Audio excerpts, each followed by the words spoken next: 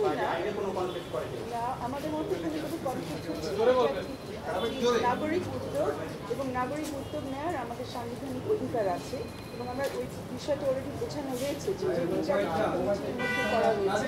আমাদের জেনারেল মহোদয় এটা কিন্তু সুপ্রিম কোর্ট অ্যাপেলেট ডিভিশনের আগে আর সামনেই 21 তারিখে বলেছিলেন।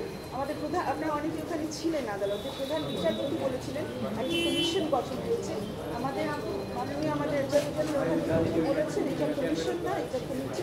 এর পরবর্তীতে আমরা খবরে যা পাচ্ছি এই কমিটি থেকে বলা হয়েছে যে তারা 6টি ঘটনা তারা তদন্ত করবে। আমরা এখন পর্যন্ত প্রথম দিনের যে 6টি ঘটনা, এরপরে আমরা কিন্তু কোনো পাবলিক তথ্য পাচ্ছি না অন্যান্য ঘটনার উপরে কোনো তদন্ত কাজ চলবে। সেই পরিস্থিতিতে মনে করা হয়েছে যে একটি জাতীয় গণতদন্ত কমিশন, এবং আপনারা খেয়াল করবেন বাংলাদেশে কিন্তু অনেক নাগরিক তদন্ত কমিশন এর আগে করেছে। আমাদের সুপ্রিম কোর্ট বার অ্যাসোসিয়েশন থেকে 21শে অগস্টের বিভিন্ন ঘটনা যখন ঘটে, 21শে অগস্টে জুনিয়র হামলা, সেই সময় আমাদের বার অ্যাসোসিয়েশন থেকে একটি গণতদন্ত কমিশন করা হয়, বার অ্যাসোসিয়েশন করেছিল। এর আগে আপনারা সবাই জানেন ইমামের গণতদন্ত কমিশনের কথা সবাই জানেন। মাঝখানে আরও অনেকগুলো হয়েছে। সাম্প্রদায়িক হামলা যখন হয় 2001-এর নির্বাচনের পরে যখন সাম্প্রদায়িক হামলা বিভিন্ন জায়গা হয়, আমরা অনেকে সেই তদন্ত কমিশনের সাথেও জড়িত ছিলাম তদন্তকারী হিসেবে, আইনজীবী হিসেবে, স্বেচ্ছাশ্রম দেওয়ার জন্য। তদন্ত কমিশন, গণতদন্ত কমিশন করার অজস্র উদাহরণ আমাদের স্বাধীন বাংলাদেশে আছে।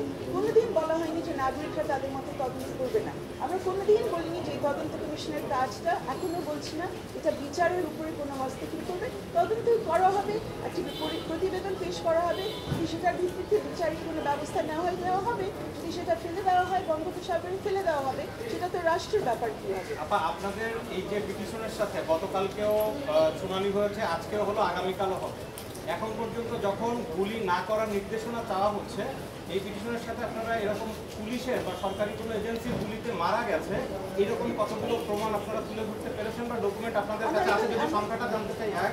আর দ্বিতীয় প্রশ্ন হচ্ছে, সরকার পক্ষ থেকে বারবার গতকালকেও বলার চেষ্টা করা হয়েছে যে আন্দোলনকারীদের কেউ আপনারা না, 6 শিক্ষার্থীর কেউ আপনারা না। এই বিষয়টি বারবার করে বলার চেষ্টা করা হচ্ছে, এটি কেন করছে? তারা কি দুর্বলতা ঢুকতে চায়? আপনি বলবেন।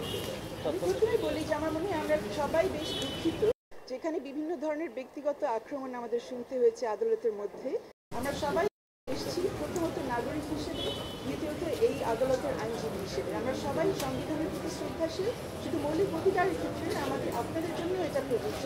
আমাদের 21 ধারা সংবিধানে যেখানে বলা আছে আমাদের সবার উপরে কর্তব্য রয়েছে যাতে আমাদের সংবিধান ঠিকমতো প্রয়োগ করা হয়। এই দায়িত্ব নিয়ে আমরা এখানে এসেছি, আর কোনো কিছু করার জন্য না।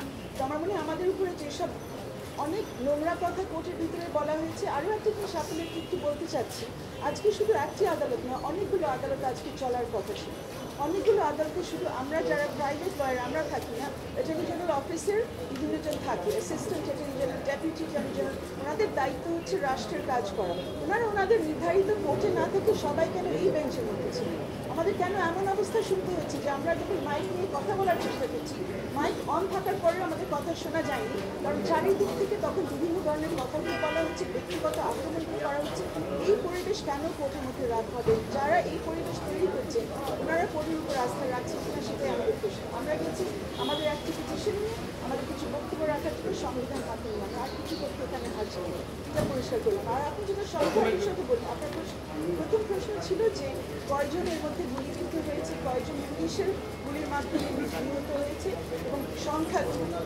এর মধ্যে আমরা কোনো সংখ্যার বিষয় তো নিয়ে আসিনি, একটাই আমরা তুলেছি যে পত্র পত্রিকা থেকে আমরা যে তথ্যটা পেয়েছি পিটিশনটা লেখার সময়, এর মধ্যে সরকারি একটা তথ্য এসছে আর সেটা তুলে দেওয়া যায়। আর একটা পিটিশনের মধ্যে বলা যায় কথা হয়েছে একজনের বেশি একাধিক বাংলাদেশি নাগরিক মরেছে, গুলিবিদ্ধ হয়ে মরেছে, নিহত হয়েছে।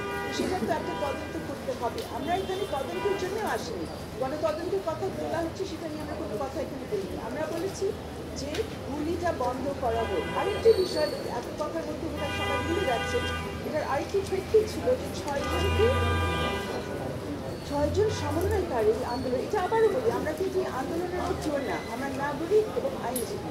আমরা এসছি সেই দায়িত্ব থেকে যে আমরা দেখছি অন্য 6জন নাগরিক যারা যে আন্দোলনের সাথে সম্পৃক্ত, বলা হচ্ছে যে তাদেরকে ডিবির হেফাজতে রাখা হচ্ছে। আজকে আমরা শুনলাম যে এর মধ্যে তাদের বাবা মা তাদের সাথে দেখা করতে যাচ্ছে। একই কথা, ওনারা কিন্তু নাবালক না, ওনারা একটি আন্দোলনের নেতৃত্ব দিয়েছেন, সাবালক অ্যাডাল্ট সুস্থ মস্তিষ্কে। এই অবস্থায় তাদেরকে কাস্টডিতে রাখা হচ্ছে। এটা রিপিটেড, কেউ ডিবেট করছে না যে তারা কাস্টডিতে আছে। সরকার পক্ষ বলছেন এই কাস্টডি লিগাল, আমরা বলছি সেই কাস্টডি লিগাল না। আমরা জানতে চাচ্ছি কোন লয়ের আন্দোলনে ওনাদেরকে রেখেছেন। ওনারা বারবার বলছে ওনারা নিজে যেতে চেয়েছেন। এখন নিজে যে যেতে চেয়েছেন এই প্রমাণাদিটা কোথায়? ওনাদেরকে মুখের কথার উপর আমরা ধরে নেব না, ওনারা আমাদেরকে কোনো আদেশ দেখাবেন সেই ভিত্তিতে ওদেরকে ওখানে নেওয়া হয়েছে। আমরা শুধু চাচ্ছি যে ওদের থেকে আমরা শুনি, কারণ আমরা জানি ওনাদেরকে হসপিটাল থেকে নেওয়া হয়েছে। হসপিটালে যখন বলা হচ্ছে ডিসচার্জ অর্ডার নাই, তখন বলা হচ্ছে এটা লাগবে না।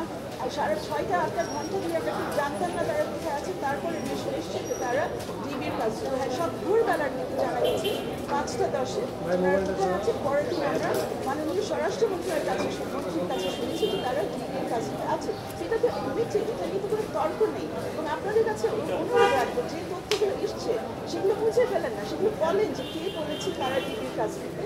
এখন তারা বলুন তাদের ক্ষমতা কোথায় ডিবির কাছ থেকে কাউকে নিজের নিরাপত্তার জন্য রাখতে। আমাদের আইনে কোথায় আছে বাংলাদেশে, এটাই আমাদের Thank you.